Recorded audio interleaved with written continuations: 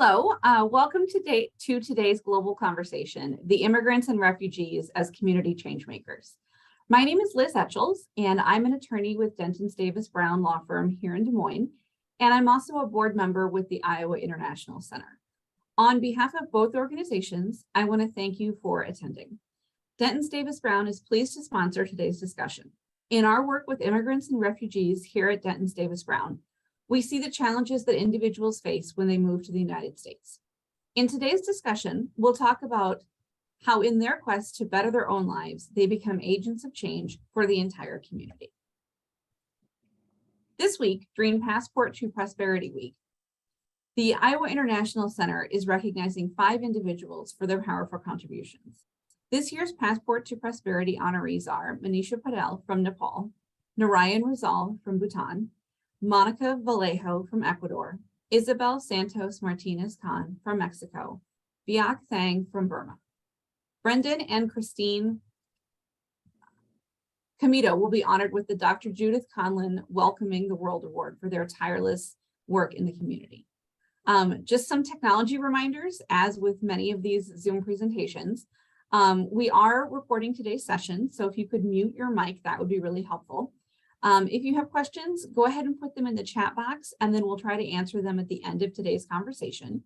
Thank you for attending today's discussion, and I'm now going to turn the program over to Pat Grote, Executive Director at the Iowa International Center. Pat, you are muted. Gets me every time. Thank you, Liz. Okay, thanks, Liz. We're grateful for the role Denton Davis Brown plays in supporting new Iowans and for your sponsorship of today's discussion as well. We really appreciate the long relationship we've enjoyed with Denton Davis Brown, and we want to recognize the firm's incredible advocacy on immigrants' behalf, both locally and nationally. Many of you on this webinar will know even better than I that there are more than 56,000 foreign-born individuals, former refugees, immigrants, and asylees that live in our community.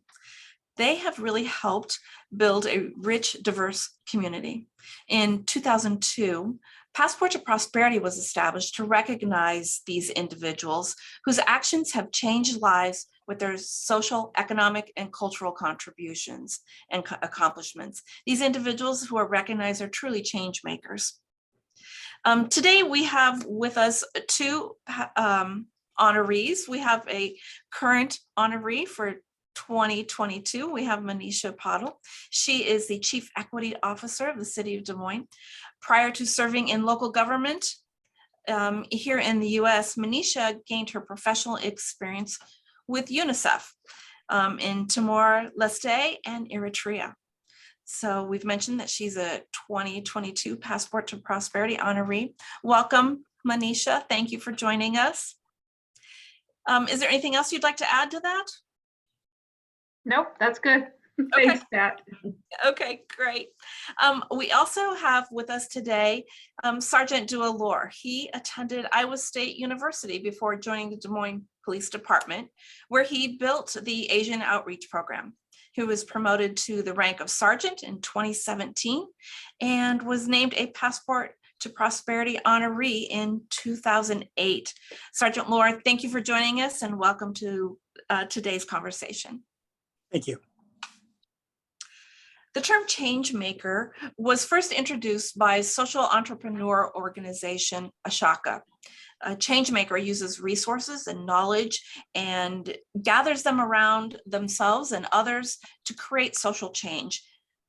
Not only one change, but it's long-lasting, it's systemic.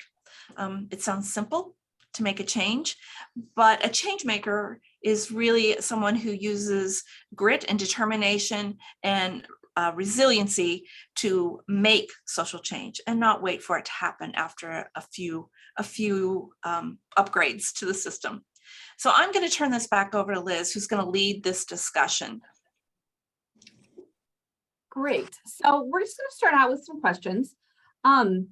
So many important social transformations are started people from all walks of life, including people that don't have what we would consider formal power. What have you each seen over the course of your career that might be examples of that? We'll start with you, Sergeant Daw, or Sergeant Lore. I thought you was asking Misha first. The lady go first. Oh, well, it's up to you guys. Oh, Manisha, you can go first. Oh, well, thank you. I appreciate that. I think this is a very interesting question, right? Conversation about power and informal form of power, and how cultural context plays a role. I grew up in a culture where power lies based on age. So if you're older, right, there's a lot of power of influence, power um, over sort of directions, right, on people and guidance. Um, so that has sort of brought me to a place where I do still see folks that are older than me as powerful, those that I can go to, those that have lived maybe a day extra or longer than me, and they've seen the world by one day, more, even if they're a day older. So there's that, and I've seen quite a few people in my life throughout my career where they've worked in the same environment, similar context for a little bit longer.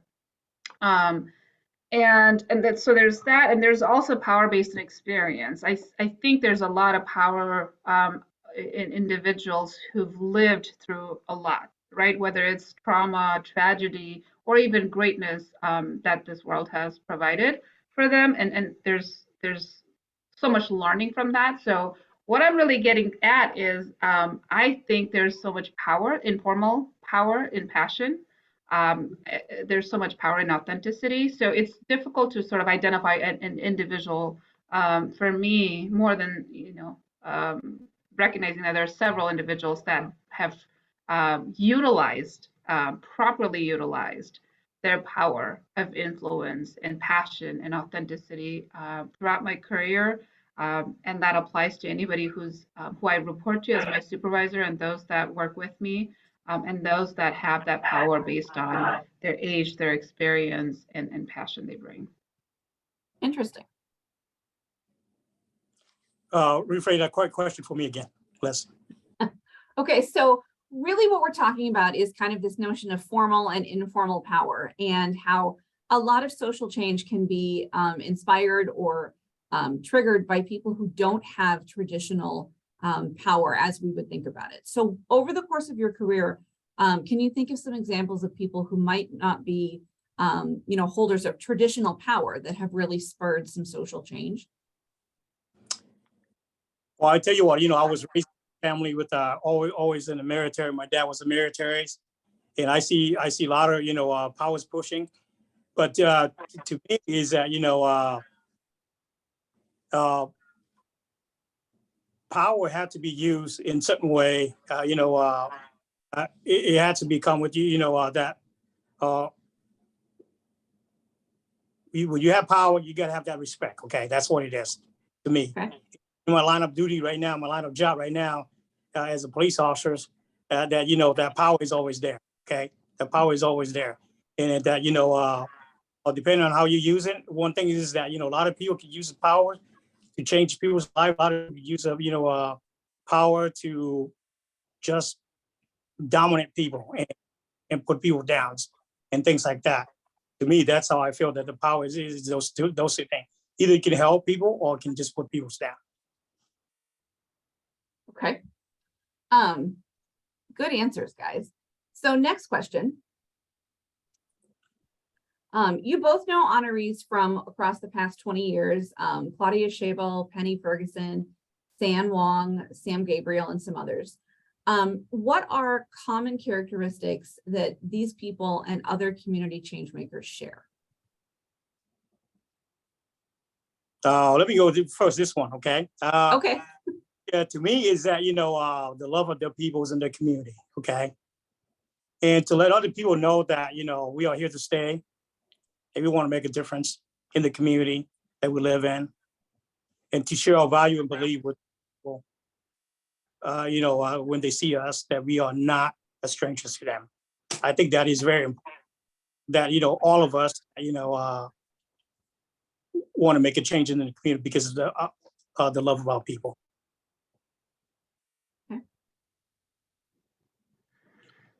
I would say that the community change makers, right? It's in the name of the title that they've received. Is they're there to genuinely change the community for the better. These folks are not just about their own personal advancement, but of the advancement of the people and the larger community. And to recognize and to be able to fight through the barriers where it's tough. There's a lot of value in self-advancement, right? You would move further along, but to truly fight the barriers and to sit down and say, hey, this is about the larger community, and I'm here to be that person, that change maker for my community. I believe that these folks continue to do that, and they see the benefit of their work and their contribution, not just for themselves, but for the bigger community and for the future. So that's one thing I've noticed among those that have been honored in the past, as well as the community change makers that I see, even younger ones that are seeing the world for more than who they are and for their own individual benefit.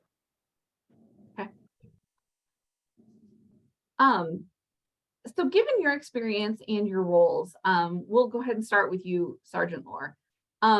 What are some of the significant changes that you've seen made by individuals or small groups within Iowa?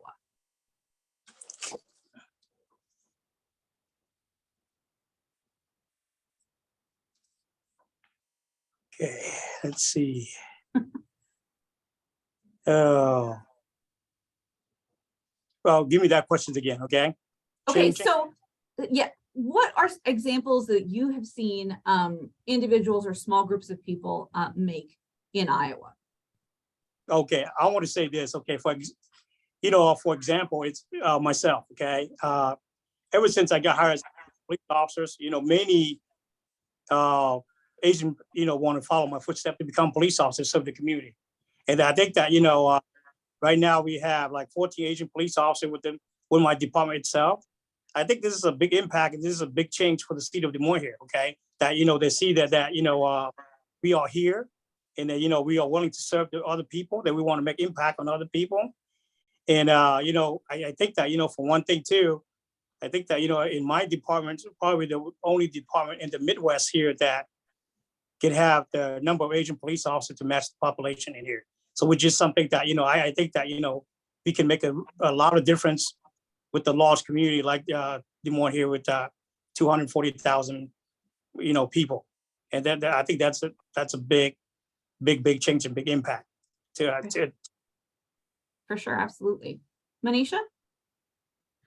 I immediately thought of recently, right? There was a task force of young people that worked together to create the Youth Advisory Board for City of Des Moines, which is in process right now. And more than half of the folks in the task force are either immigrant or refugee themselves, or are children of immigrant and refugees.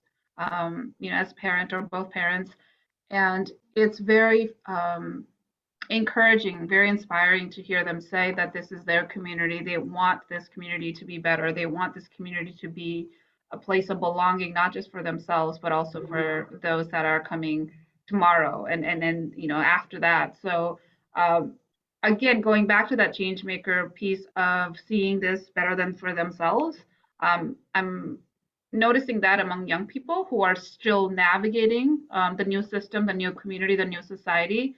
And also the identities, right, which is something I personally experienced and have been challenged by, of what is my identity of being in this country, and then bringing also my cultural identity.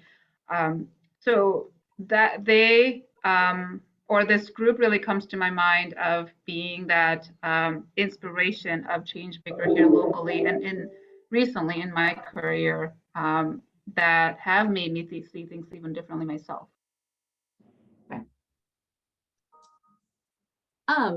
So you are obviously both change makers, and you've both touched on that a little bit.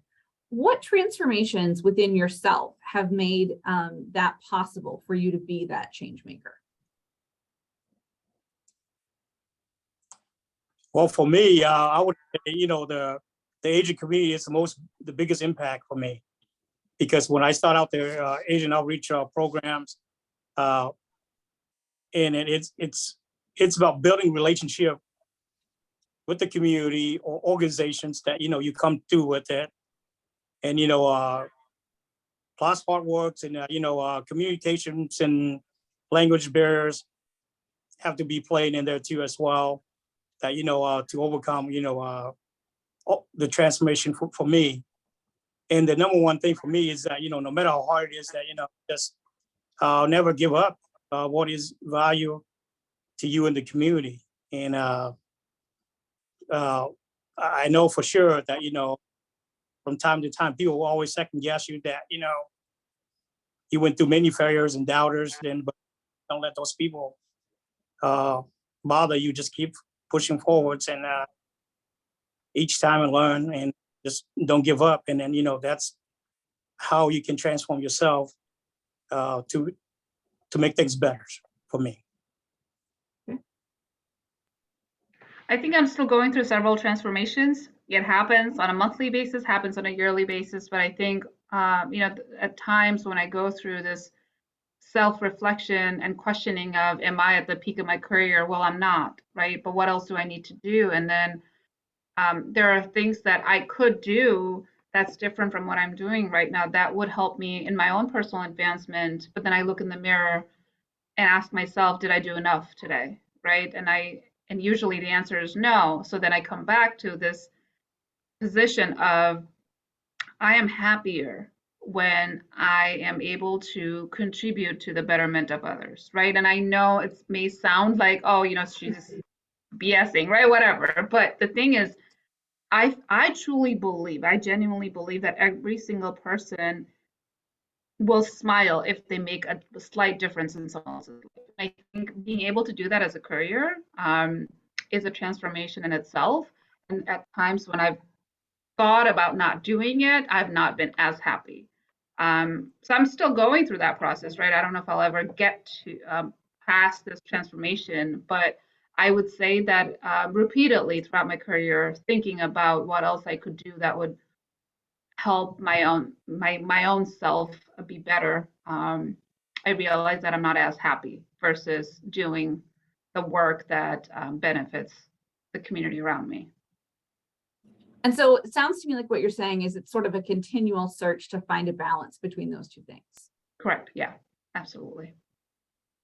So Sergeant Laura, you've mentioned the Asian outreach that you've done a couple different times. Why don't you just tell us a little bit about that and sort of how you ended up in the Des Moines Police Department and what led you to start the outreach program?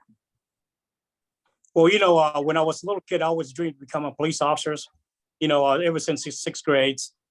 But, as I grow older, career path kind of changed, and I come back to become a police officer. And, one thing is that, when I get hired as a police officer, I always think that giving back to the Asian community is the best thing. Because even we've been here so many years, there's so many laws, so many stuff that we did not know that have been established in the country for so many years.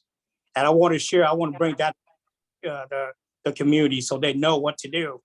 And one thing is that,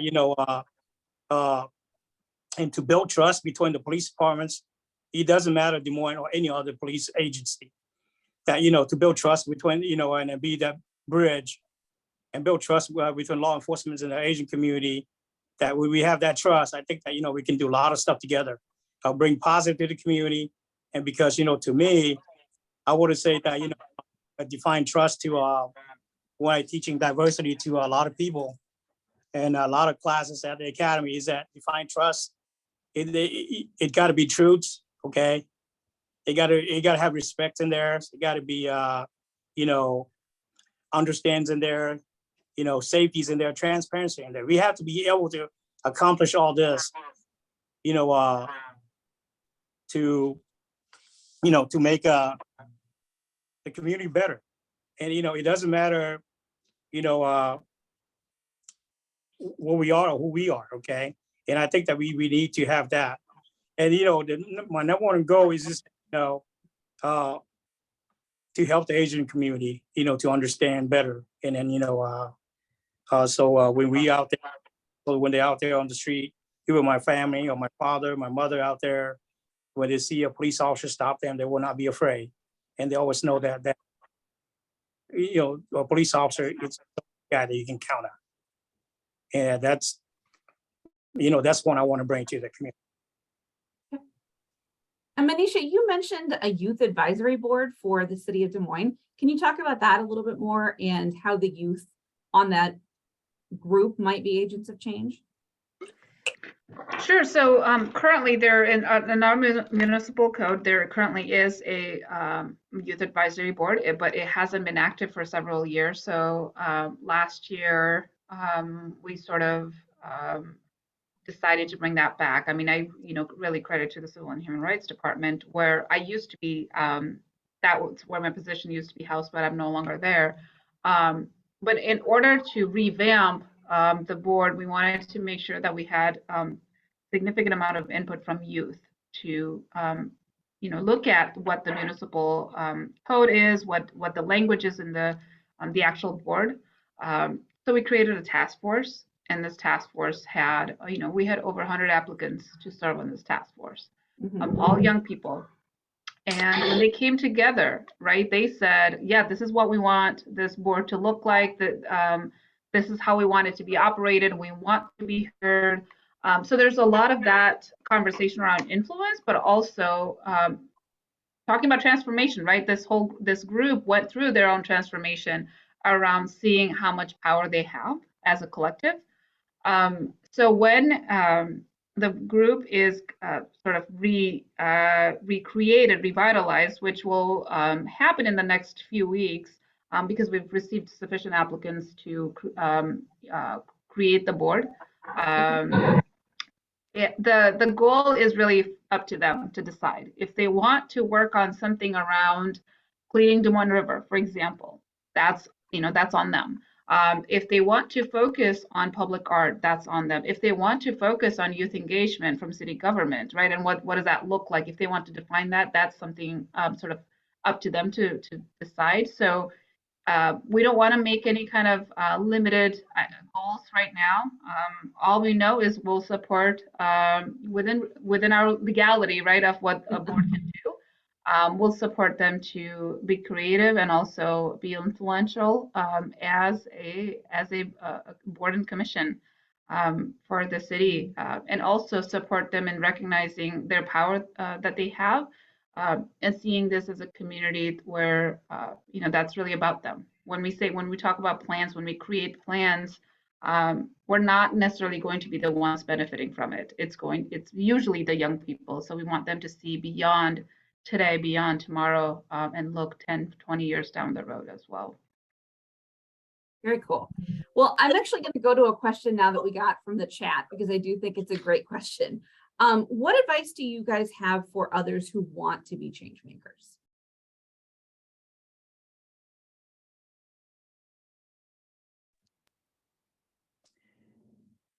Well, for me is that, don't be afraid to speak up what you want and what is in your mind, because talking is not hurting anybody. And the other thing is that, just don't ever give up on what you want to accomplish. When you give up, it's like something is died down. Okay, so don't give up. No matter what, find people to help you. If you come to a stumbling block or whatever, don't be afraid. I would say something that I'm still working on is be your authentic self. And I may sound like a cliche, but it's so important that we really are who we are, that we are not necessarily checking our identities at the door, because when we bring our authentic self, I think there's so much power that we hold. And the second thing I've learned, and people used to say this to me, but I never knew what that was like and how to be okay with it. But be okay not being liked by everyone. When you're a change maker, you're not going to be liked by everyone. As we all know, there are folks that want to do things that have always been, we know they'll have this typical response of we've always done it this way, or I don't like change, I can't adjust to change. So there are folks that are not comfortable with change, that don't like change, cannot adjust to changes. So when that's happening, as change makers, we're not going to be necessarily liked or loved or appreciated or respected even at times. And as Sergeant Laura said, don't be afraid. It's okay to not be liked by everyone, and it's absolutely okay to bring our authentic selves. But again, within the boundaries of respect, right? We want to make sure that we're respectful of others and ourselves. But I would say those two things for me personally are key in becoming a change maker, and continue to become one. I think those are excellent answers. Pat, I feel like I've been talking over you, so I'm going to give you a chance to ask a question if you'd like. Thanks, Liz. I know that both of you have worked really diligently and with commitment within the community, but I also know that you haven't worked alone. You know, I mean, you have your own communities around yourself. You have other organizations that you've collaborated with or worked with. Can you talk about that power in groups and what it takes to collaborate and how that affects what change happens? Let me go first on this one, okay? Just like, at the beginning, the Latino have their outreach program, right? And then it takes just 3 people for me to make my Asian outreach program to come up. Cindy Chan, Alita Sokos, which is, they both passed, and another female from the Korean community just stepped forward to the chief of Carter's office and say, hey, I just want to let you know, I just want to wave that we do have Asian in the one here too. And we need somebody that, look like us to help us and serve us, okay? Be our guide to your department. I tell you what, that is powerful. That is powerful. This, the Chief McCarthy and I sat with these 3, wonderful leaders. And you know what? The next days, there's something, it's in black and white, signed by him, that you got to make it happen. So I think that, for me itself, I could not do it. And I give all the credit to all the Asian community out there that support me, for many, many years. For example, one thing is that, when I first came here, become police officer, nobody knows me, okay? Who is this guy here? They came here to become a police officer in the city of Des Moines, but as later on, it's start built that relationship, start knowing a lot of people that it's here. My voice will not be the one. It's their voice. It's the one that put me here today, that, to help them. And numbers is power. That's all I can say.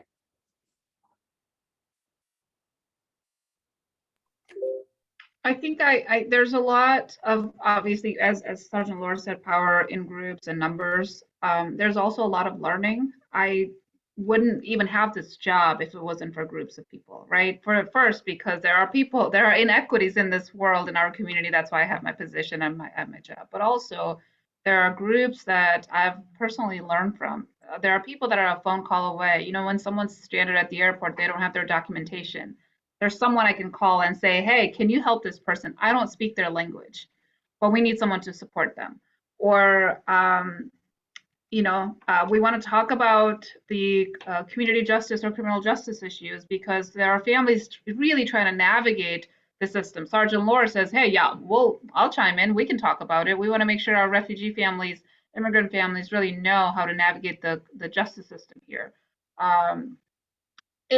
I think there are individuals and there are groups that really help us, and for me, help me do my job.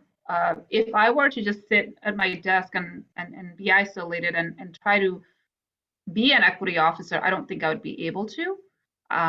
It just wouldn't be possible. So there are community organizations, there are ethnic community-based organizations, there are groups of people, there are families that I rely on, that I ask questions. I have my colleagues here internally within the organization that I go to and ask questions that have helped me do my job.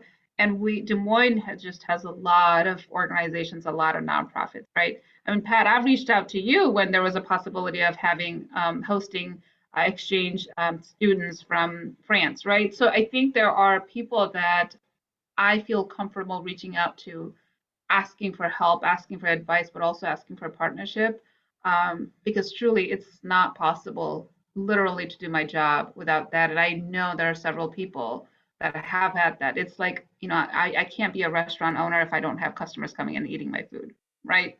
And I see that being a part of my position is that I can't just have this shop open with resources or items if the folks aren't coming in to utilize them.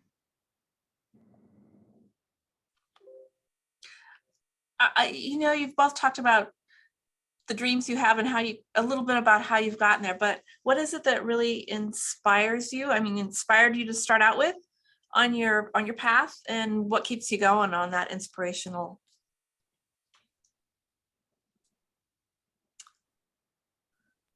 I can go, Sergeant Laura. Go ahead. I think it really is my entire life, right? I was born in Nepal. I did not have access to resources that I do now. I didn't even have options in food. I had a childhood where other kids would bring food items that were more expensive than what I had. So then I would look at them and say, oh, well, I don't have that, right? But also recognize the reality that I was in, did not complain. Maybe I did. I don't know. I don't recall. Right. But the thing is, I think the humble beginning of my own childhood continuously reminds me to see people differently. And it's very it's important that I remember that. And there are times I forget. Not going to lie, right? There are times when we're better than what we were before. It's difficult to remember that continuously. And sometimes it's traumatic to remember that. And that's so that life, the lived experience, I should say, has sort of helped me in my own career where in my work, I know that there's someone that's probably doing worse than I am, or even worse than that. And a simple decision on my end could have a major impact on their life. And this is something that I'm continuously reminded by my mom, who repeatedly says, who else? Why? She asks questions, right? She could see someone houseless on the street and she says, "Oh, I wonder what's what their condition is like." She'll see an ambulance going down the street and she'll pray for them, right? To say, "Hey, I hope they make it okay home." So for her to continuously think for the betterment of others is also inspiring me and making me realize that no matter how much and what I have, it's important that I remember that there are others that have far less than what I do, and that I could contribute, even if it's a simple, for those that pray, for those that don't, simple well wishes, right? That we can share and just display this energy out in the world. And I know that's not really career necessarily, but I think it's important that we bring that to our career as well, to my work every day. So yeah, childhood and my family. Oh, for me, it's I'm pretty close to Manisha as well. I came from a line of family that it's always in the military. My dad's military, uncle's military. Everybody's military. But one thing is that inspired me is that I always have this passion to help people ever since I was in my teenagers, like 11 or 12. I serve as an interpreter, for the Hmong and the Lao community. At that age, people will come to me, say, help me look at my papers, take me to your doctor, take me go out and applying for jobs. And, this is, to me, is that, and the second thing is that, to me is that I see myself that, wow, all these people, I really need to do something, to help them, okay, to better them. And, if I'm good enough that you want to use me, I'm going to do it. And then, and the other thing is that, the second thing is that, before my mother passed away, on her dying bed, when she have cancers. And she said that, service is your jobs. That's your God's gift. So don't let that service go away. Even you don't get paid much. But I think that, going being a police officer, that you can serve more people than you can ever dream of. That, you can have, even you're not going to get rich, but you got enough money to put a roof over your heads and your family's head. I think that is life right there. And that is when people recognize you, when people see you, that you helped them once. And that is more than money out there that can buy. So I think that, my mother really inspired me, for what I do now, because of her wisdom and, her last word before she passed away. And that it's really turned me around, that my gift from God is service, to the community. No matter what, if I'm poor or I don't have anything or I have money, I'm still service to people. Thank you very much for sharing that, those points of inspiration for you. It's pretty inspirational to me, both of your stories, your lived experiences. So thank you for sharing that. I do have another question. You've talked about inspiration and family and community and the changes that you've seen or helped make, and what's next? Julia, what's next for you? What do you want to accomplish yet before you hang up your badge or before you move on to something next? Well, for one thing is that, my biggest dream is that, to build that Asian outreach program. So some officer, when I retire, they can pick that one, continue on, okay? I never wish that I could be promoted to a sergeant. And I got promoted to a sergeant, so I'm happy. I already accomplished everything's already right now. For me, it's to the point of retire. And I just want to go out there, retire. When I retire, I want to do more civil service. I want to tell you, I want to come back to the community. I want to come back to churches. I want to come back to local organizations that, just go put out my, what I have for them. And that's my next goal. I would say about 6.5 more years. Okay. That's my goal. And, when I retire, and then that's what I want to do. I like I say, I think my gift from God is service. I will continue to serve till the day I close my eye. Thank you. I hope you'll invite us all to your retirement party and then your launch to the next part. So that'll be great. Manisha, how about you? What's next for you? What do you hope to accomplish? I don't know. I want to accomplish knowing what I want to accomplish. Being able to name that. I would say, I think I never realized, I didn't know that I would actually work in municipal government, right? I didn't know the difference between different levels of government. And I know that's a reality for a lot of children and people not born in the United States, and even those born here, right? So I want to, perhaps one of the things that I would love to see is for young people to see career in local government as a career option, right? And for I can speak only for South Asians. You don't have to be a doctor or a lawyer to be successful and to be happy. Yeah. Both options did not work out for me. I'm just not built for either of them. And to me, it is rewarding to be in public service, and it is so important for me to be happy in what I do. And I am happy in what I do, right? And so it may not seem like this gold star achievement for several, because we're so wired to think that some of these licensed professionals are the only ones that sort of really contribute in the community. And I know, and Liz, I'm right, as an attorney, I'm sure you're probably unhappy attorneys. So I think public service is super inspiring.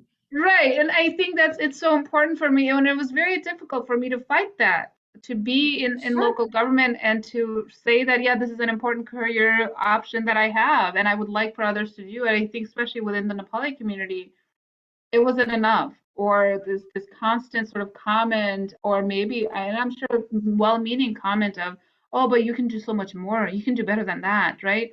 To me, it felt like what I'm doing is not enough. It's not good enough. And so I want to change that. And maybe this is my moment of recognizing what I want to accomplish is to change that narrative, right? So that there are younger people that see career in local government or even other areas as just as inspiring and rewarding and something that brings them happiness and joy, because that's a cultural barrier that I think is still pretty high up in communities that I am familiar with. I really love everything that both of you just said. I mean, inspiring, wonderful things to say. We've talked a lot about good, inspiring, positive things. And one of the questions that I have is that looking to what barriers exist right now, what are some of the problems or challenges that you see for the refugee and asylee community in general, but also here in Des Moines right now? Well, I want to say this, challenging, it is always there. I want to say, to me is that, being a people of different colors and backgrounds, it's always the most difficult for us to move one step forward in any place, in a professional career like myself, or another career like Manisha. Okay, it's always hard for us, most difficult, but we got it, and because the reason is that because we have to prove ourselves to be better than the rest to achieve what we want, and like I said that when I first got hired with the Des Moines Police Department, I thought I was the luckiest person ever, because it's just something that come to my mind. Okay, and I have many doubted, that people will doubt you, and many doubts that because people will say like this to me: your English is not that good. And you know what I say to them? I still learning every day. Okay, and but to say your English is not good enough, and but through hard works, I tell you what, I give this message to anybody out there: through hard works, you will win at the end. No matter what the obstacle is out there, you will win at the end. Okay, and that's what it is. But always remember that like Manisha said earlier too, to some people they can never change, but to some people they can always change. And that always remember that as a different people from different countries, backgrounds, and you got all kind of obstacles that you got to work harder. You got to prove yourself to be better than others, that to get ahead.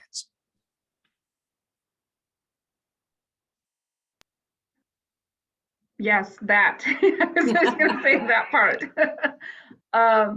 And to add, I really appreciate what Sergeant Lohr said. It is you feel, and it likely is true that we're held to a different standard, right? It feels like there's a different standard created for immigrants, refugees, and asylees here in our community and in the country, in the world, right?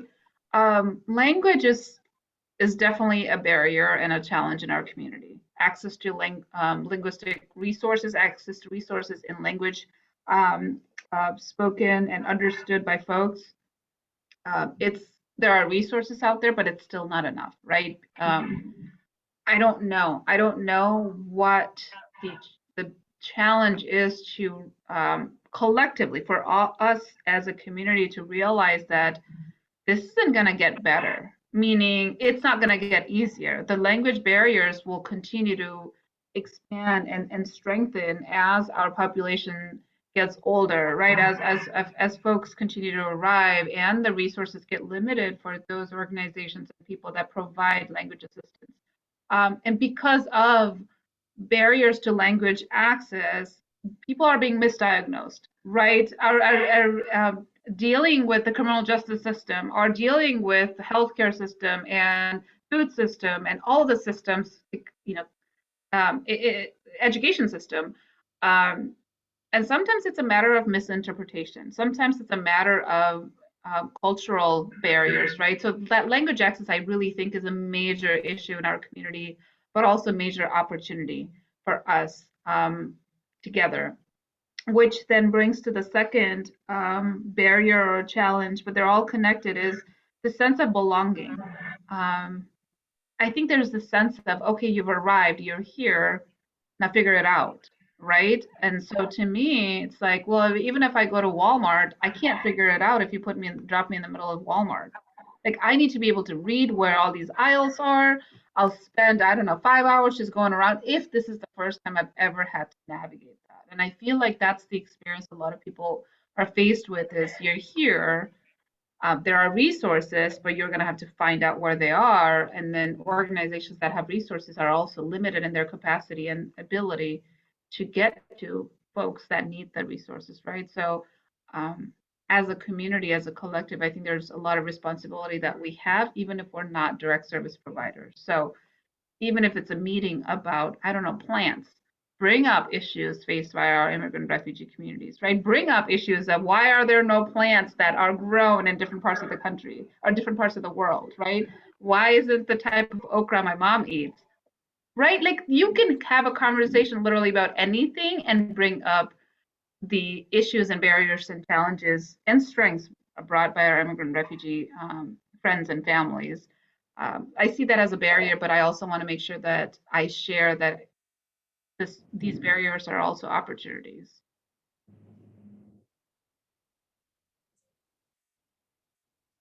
Okay.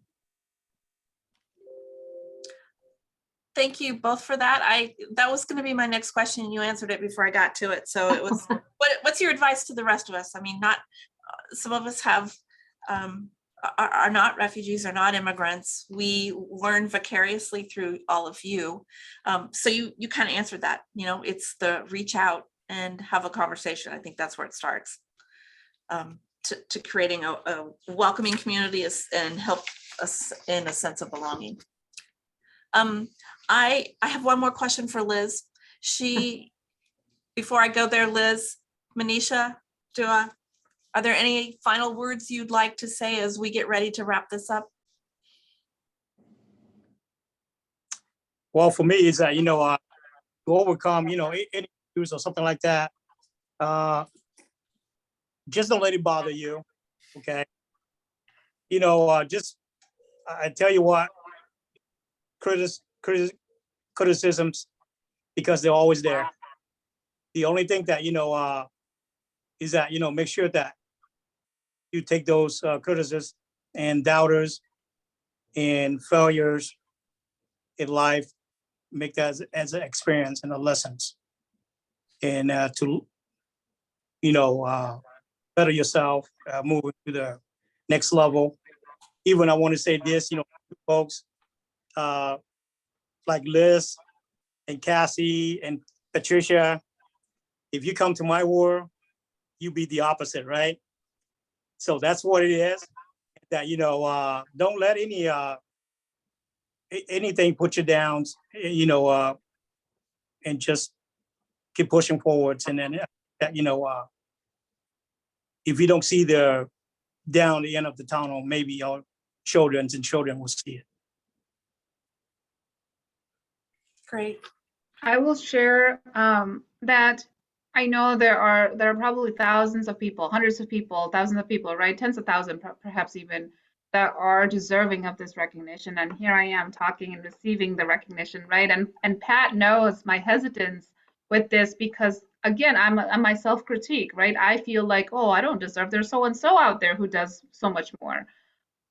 That's always going to be there, right? But several of my good friends said, no, you deserve it, take it and use it for your own benefit, but also benefit of others.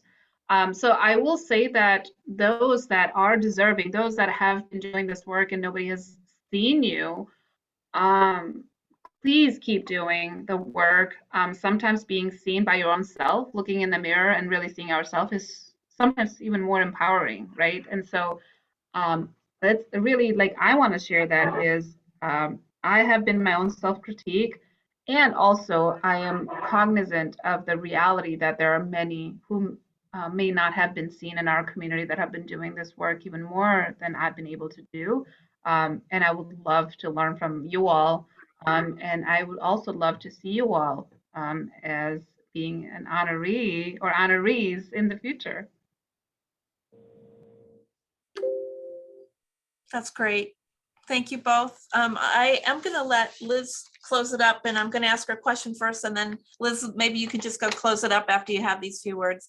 Liz has a different perspective in her line of work. She gets to work with people like the two of you, the change makers in our community. So I'm kind of curious from her perspective, from an immigration law firm, or one who does immigration work. What do you see about change? What do you see? How do change makers evolve? And then maybe you can just close us out after that, Liz. Yeah, so I think I have a unique perspective in my position as an attorney, but I also have a somewhat unique perspective in that my husband is kind of an immigrant. Well, he is an immigrant, but he's from the UK. And so he's from a very similar culture. And we've been through the US immigration system and had a tremendous amount of problems. And we had, almost all the resources in the world. And at the time that we went through the system, I was not an attorney. And it's actually why I became an attorney, because I sat in a room full of people who English was not their first language. They were trying to navigate this system.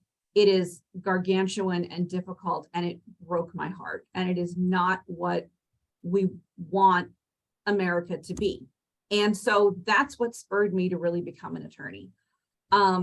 And now that I am an attorney, I think my favorite thing that I see in terms of people becoming change makers is when we have people that come in through our immigration department, whether they're refugees or asylees or some other type of immigrant, and then you see them come through maybe 6 months or a year later, and they're here to talk to the business department because they're starting a small business, or they're here to talk to the tax department because they've started that business, but they need help with their taxes.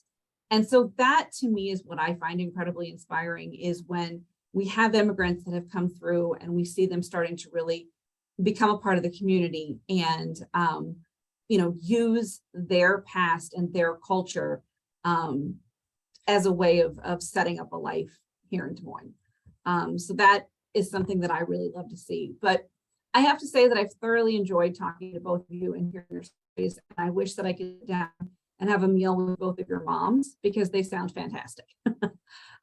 So thank you so much for talking with us today and for being such pillars of our community. We really appreciate it.